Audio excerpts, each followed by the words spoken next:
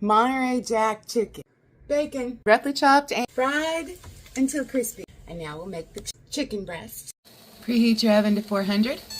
Salt and pepper, just for taste. Season both sides.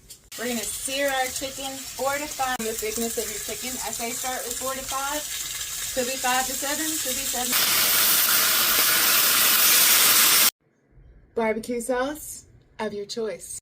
It's going to be so good. Monterey Jack and cheddar cheese to the top of the chickens. Place this in the oven 3 to 4 minutes. Just like that. Now top with your diced tomatoes, diced onions, and the bacon. Monterey chicken.